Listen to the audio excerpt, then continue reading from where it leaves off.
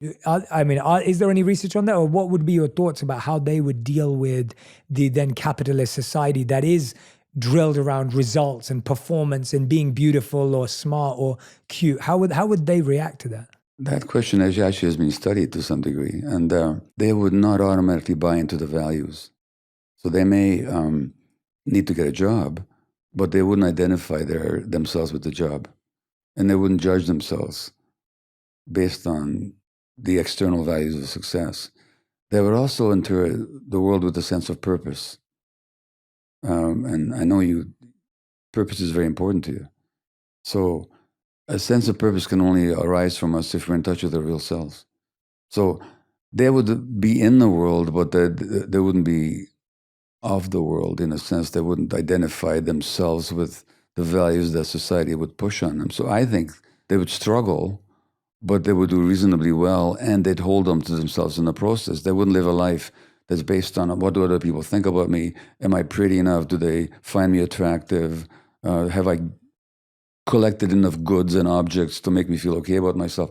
They wouldn't buy into all that. And to the extent that this has been studied, and it has been, those people that can be in this society without buying into its values tend to be healthier and more grounded emotionally.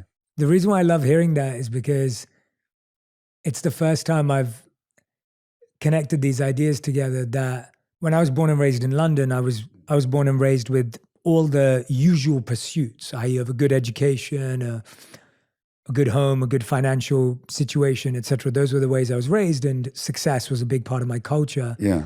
And I chased the validation of my family and the external surroundings and my community and what my aunts and uncles thought of me.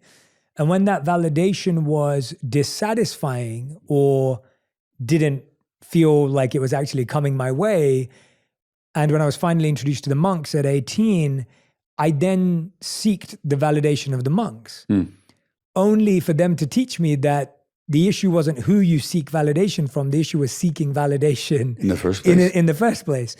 And so what you've just said to me is, in 3 years, I got a crash course in what you're saying, where we spent more time in nature. Yeah. We were trained in unlearning the behaviors and habits that I'd developed for 21 years at the time. Yeah.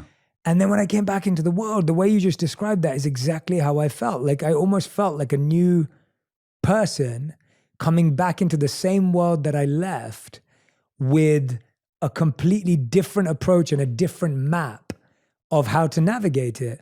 And you're spot on. It's still hard. It's not that it's perfect and it's easy, and it's not that I've got it right. It's just that when I am challenged, I have a toolkit, or I have some ideas, as you said, with purpose, that help me think about the problem differently. You're not governed by the same thing. So when I went into the world of work, and I just want to give people a practical example of what Dr. Mate is saying is spot on. When I went into the world of work, we were all told that we had to be good at a list of like 10 things in order to succeed. Yeah. And I looked at that list of 10 and I was like, I can do one of those things really well. And I'm only going to focus on that one, because these other 9 are not my nature. They're not my purpose. And it's so strange, because that one thing made me extremely successful at the company I worked at, and then has become how I've built my career. And it's so true that had I'd gone in and done what 90% of people did, I would have become what 90% of people are doing. That really deeply resonates.